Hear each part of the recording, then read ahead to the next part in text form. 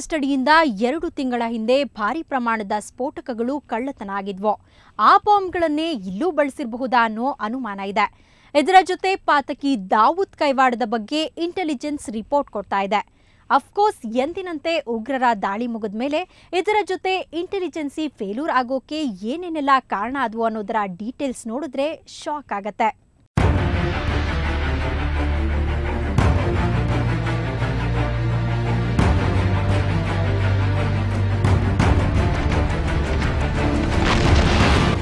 ಮುಂಬೈ ಬ್ಲಾಸ್ಟ್ಗೆ 2010ರಲ್ಲಿ ಸಂಚು ನಡೆದಿತ್ತು ಅನ್ನೋದಕ್ಕಿಂತ ಆತಂಕ ಹುಟ್ಟಿಸಿರೋದು ಉಗ್ರರು ಈ ಸ್ಫೋಟಕ್ಕೆ ಪೊಲೀಸರಿಂದಲೇ ಕದ್ದ ಸ್ಫೋಟಕಗಳನ್ನ ಬಳಸಿದ್ದಾರಾ ಅನ್ನೋ ಅನುಮಾನ. ಎಸ್, ಮೇ 25ರಂದು ಮುಂಬೈನಿಂದ 190 ಕಿಲೋಮೀಟರ್ ದೂರದಲ್ಲಿರುವ ಸಿಲ್ವಾಸಾ ಪೊಲೀಸ್ ಸ್ಟೇಷನ್ನಲ್ಲಿ ಕಳ್ಳತನವಾಗಿದೆ. ಆ ಕಳ್ಳತನ ಪ್ರಕರಣದಲ್ಲಿ ಪೊಲೀಸ್ ಕಸ್ಟಡಿಯಿಂದ 35 ಸ್ಫೋಟಕಗಳನ್ನ ಕಳ್ಳರು ಕದ್ದಿದ್ದಾರೆ. ಆ ಘಟನೆ ನಡೆದ 2 ತಿಂಗಳಲ್ಲಿ ಈ ದಾಳಿ ನಡೆದಿದೆ. ಆಗ ಪೊಲೀಸ್ ಕಸ್ಟಡಿಯಲ್ಲಿದ್ದ ಅಮೋನಿಯಂ ನೈಟ್ರೇಟ್ ಸ್ಫೋಟಕಗಳು, ಜಿಲೆಟಿನ್ ಕಡ್ಡಿಗಳು ಕಳ್ಳತನವಾಗಿದ್ವು. ಆ ಸ್ಫೋಟಕಗಳನ್ನೇ ಈ ದಾಳಿಗೆ ಬಳಸಲಾಯ್ತಾ ಗೊತ್ತಿಲ್ಲ. ತನಿಖೆಯಂತೂ ನಡೀತಾ ಇದೆ.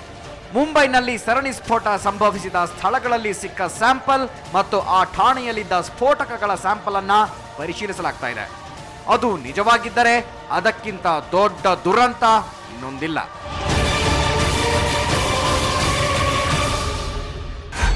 ಇನ್ನು ಈ ಇಡೀ ಸ್ಫೋಟದಲ್ಲಿ ಈಗ ಕೇಳಿ ಬರ್ತಾ ಇರೋದು ದಾವೂದ್ ಲಿಂಕ್.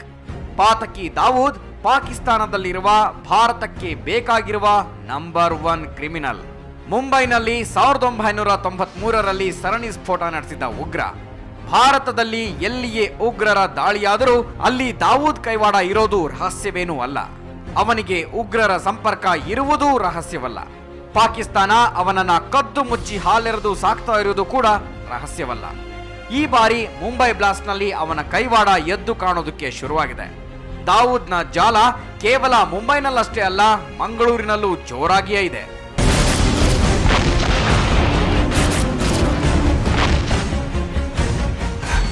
ದಾವೂದ್ನನ್ನ, ಆತನ ನೆಟ್ವರ್ಕ್ ನ ಟ್ರೇಸ್ ಮಾಡೋದು ಕೂಡ ಕಷ್ಟವೇ.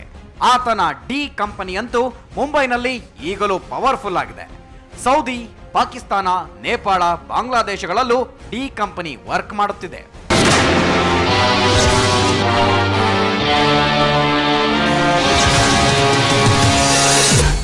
ಮತ್ತೊಂದೆಡೆ ಮುಂಬೈ ಸ್ಫೋಟಕ್ಕೆ ಸಂಚು ಕರಾಚಿಯಿಂದ ಕರ್ನಾಟಕದವರೆಗೂ ಹಬ್ಬಿರುವ ವಿಷಯ ಹೀಗೆ ಬಹಿರಂಗವಾಗ್ತಾ ಇದೆ. ಆದರೆ ಈ ಬ್ಲಾಸ್ಟ್ಗೆ ಸಂಚು ನಡೆದಿರೋದು ಕೇವಲ ಕರ್ನಾಟಕದಲ್ಲಷ್ಟೇ ಅಲ್ಲ, ದೇಶದ 10 ರಾಜ್ಯಗಳಲ್ಲಿ ಈಗ ತನಿಖೆ ನಡೀತಾ ಇದೆ. ಈ 10 ರಾಜ್ಯಗಳಲ್ಲಿ ಬುಲೆಟ್ 313 ಸಕ್ರಿಯವಾಗಿದೆಯಾ ಗೊತ್ತಿಲ್ಲ. ಎಲ್ಲವನ್ನೂ ಹೊರ ಹಾಕಬೇಕಿರೋದು ತನಿಖೆ.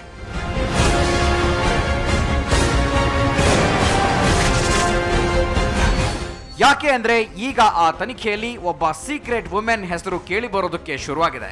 ಅಕಸ್ಮಾತ್ ಆಗಿ ಸಿಕ್ಕ ಒಂದು ಕಾಲ್ನಿಂದಾಗಿ ಈಗ ಗುಜರಾತ್ ಪೊಲೀಸರು ಆ ರಹಸ್ಯ ಮಹಿಳೆಯ ಬೆನ್ನು ಬಿದ್ದಿದ್ದಾರೆ. ಆಕೆ ಇಂಡಿಯನ್ ಮುಜಾಹಿದ್ದೀನ್ ಸದಸ್ಯ ಆಗಿರಬಹುದು ಅನ್ನೋದು ಪೊಲೀಸರ ಡೌಟು. ಆಕೆಯ ಹೆಸರು ಕಲ್ಪನಾ ಅಂತ ಗೊತ್ತಾಗಿದೆ.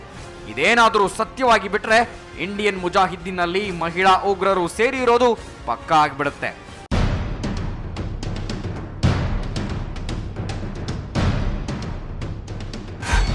ಇಷ್ಟಕ್ಕೂ ಇಡೀ ಪ್ರಕರಣದಲ್ಲಿ ಎದ್ದು ಕಾಣ್ತಾ ಇರೋದು ಒನ್ಸ್ ಅಗೈನ್ ನಮ್ಮ ಗುಪ್ತಚರ ಇಲಾಖೆಯ ವೈಫಲ್ಯ. ಇದಕ್ಕೆ ಕಳಶವಿಟ್ಟಂತೆ ಮಹಾರಾಷ್ಟ್ರ ರಾಜಕಾರಣಿಗಳು ಕೆಸರೆರಚಾಟಕ್ಕೆ ನಿಂತಿದ್ದಾರೆ. ಮಹಾರಾಷ್ಟ್ರದ ಹೋಮ್ ಮಿನಿಸ್ಟರ್ ಎನ್ಸಿಪಿ ಅವರು ನಾನೇನು ಮಾಡ್ಲಿ ಅಂತ ಪರಮ ದಡ್ಡನಂತೆ ಪ್ರಶ್ನೆ ಎತ್ತಿದ್ದಾರೆ ಮಹಾರಾಷ್ಟ್ರದ ಮುಖ್ಯಮಂತ್ರಿ ಅಶೋಕ್ ಚೌಹಾಣ್. ಇದಕ್ಕಿಂತ ದೊಡ್ಡ ದುರಂತ ಇನ್ನೊಂದಿಲ್ಲ. ಅತ್ತ ಗುಪ್ತಚರ ಇಲಾಖೆಯಲ್ಲಿ 300 ಹುದ್ದೆಗಳು ಖಾಲಿ ಹೊಡಿತಾ ಇವೆ. ಎಸ್, ಮಹಾರಾಷ್ಟ್ರ ಸ್ಟೇಟ್ ಇಂಟೆಲಿಜೆನ್ಸ್ ಸರ್ವಿಸ್ನಲ್ಲಿ ಇರೋದು 1100 ಹುದ್ದೆಗಳು. ಆದರೆ ಅವುಗಳಲ್ಲಿ 300 ಹುದ್ದೆಗಳು ಈಗಲೂ ಖಾಲಿ ಇವೆ. ಇನ್ನು ಇರುವ 800 ಅಧಿಕಾರಿಗಳಲ್ಲಿ ಹೆಚ್ಚಿನವರು ಮಂತ್ರಿಗಳು, ಶಾಸಕರು, ವಿವಿಐಪಿಗಳ ಹಿಂದೆ ಬಂದೂಕು ಹಿಡಿಯೋಕೆ ನಿಂತಿದ್ದಾರೆ. ಅವರಿಗೇನಾದರೂ ಆಗಿಬಿಟ್ಟರೆ ಕಾಯೋದಕ್ಕೆ ನಿಂತಿದ್ದಾರೆ. ಅಲ್ಲಿ ಮಹಾರಾಷ್ಟ್ರದಲ್ಲಿ ಸಾಮಾನ್ಯ ಜನರ ಜೀವ ಬೆಲೆ ಕಳೆದುಕೊಳ್ಳೋದಕ್ಕೆ ಶುರುವಾಗಿದೆ.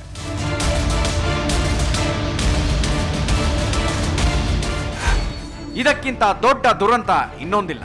ಇತ್ತೀಚೆಗಷ್ಟೇ ಇದನ್ನ ಸರಿಪಡಿಸೋದಕ್ಕೆ 50 ಹೊಸ ಆಫೀಸರ್ಗಳ ನೇಮಕ ಮಾಡಲಾಯಿತು. ಆದರೆ ಹಾಗೆ ನೇಮಕವಾದವರಲ್ಲಿ ಕೆಲವರನ್ನ ಈಗಾಗಲೇ ವಿವಿಐಪಿಗಳ ಸೆಕ್ಯೂರಿಟಿಗೆ ಎತ್ತಂಗಡಿ ಮಾಡಲಾಗಿದೆ. ಇದಕ್ಕೇನು ಹೇಳೋಣ? ಇನ್ನೂ ದೊಡ್ಡ ದುರಂತವಿದೆ. ಇಂಟೆಲಿಜೆನ್ಸ್ನಲ್ಲಿರುವ ಹೆಚ್ಚಿನ ಅಧಿಕಾರಿಗಳಿಗೆ ಆ ಇಲಾಖೆಯಲ್ಲಿ ಕೆಲಸ ಮಾಡುವುದು ಇಷ್ಟವೇ ಇಲ್ಲ. ಬದಲಿಗೆ ವಿವಿಐಪಿಗಳ ರಕ್ಷಣೆಯೇ ಇಷ್ಟ. ಇನ್ನು ಇಲಾಖೆಯಲ್ಲಿರುವ ಹೆಚ್ಚಿನ ಅಧಿಕಾರಿಗಳಿಗೆ ಉಗ್ರರ ಸ್ಲೀಪರ್ ಸೆಲ್ ಆಕ್ಟಿವಿಟಿ ತಿಳಿಯುವ ಬಗ್ಗೆ ತರಬೇತಿನೇ ಇಲ್ಲ. ಸ್ಲೀಪರ್ ಸೆಲ್ ಆಕ್ಟಿವಿಟಿ ಟ್ರೇಸ್ ಮಾಡುವ ವಿಷಯದಲ್ಲಿ ಬೆಂಗಳೂರಿನಲ್ಲಿ ಎಕ್ಸ್ಪರ್ಟ್ಸ್ಗಳಿದ್ದಾರೆ. ಇವರ ನೆರವನ್ನು ಯಾರೂ ಕೇಳಿಲ್ಲ. ಇನ್ನು ಮಹಾರಾಷ್ಟ್ರವಷ್ಟೇ ಅಲ್ಲ, ಯಾವ ರಾಜ್ಯಕ್ಕೂ ಐಬಿಯಿಂದ ಮಾಹಿತಿ ಬರೋದಿಲ್ಲ. ಬದಲಿಗೆ ರಾಜ್ಯದಿಂದ ಇವರು ಕಳುಹಿಸಿದ್ದ ಮಾಹಿತಿಯನ್ನೇ ಮತ್ತೆ ರಿಟರ್ನ್ ಕಳಿಸಿ ಅಲರ್ಟ್ ಅಂತಾರೆ ಅನ್ನೋ ಆರೋಪಗಳು ಇವೆ. ಇನ್ನು ಮುಂಬೈನಲ್ಲಿ ಇನ್ನೂ ಹಲವೆಡೆ ಫಿಕ್ಸ್ ಮಾಡೋಕೆ ಹೆಚ್ಚು ಸಿಸಿಟಿವಿಗಳಿಗೆ ಸಲ್ಲಿಸಿದ್ದ ಮನವಿ ಇನ್ನೂ ಇಲಾಖೆಗಳಲ್ಲಿ ಕೊಳೆಯುತ್ತಾ ಬಿದ್ದಿದೆ. ಹೀಗೆ ಪ್ರತಿ ಹಂತದಲ್ಲೂ ಗುಪ್ತಚರ ಇಲಾಖೆ, ಪೊಲೀಸರ ವೈಫಲ್ಯ, ರಾಜಕಾರಣಿಗಳ ಬೇಜವಾಬ್ದಾರಿ ಎದ್ದು ಕಾಣ್ತಾನೇ ಇದೆ.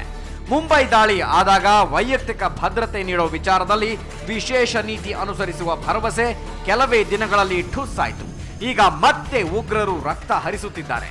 ಜೀವ ಕಳೆದುಕೊಳ್ಳುತ್ತಿರುವುದು ಮಾತ್ರ ಸಾಮಾನ್ಯ.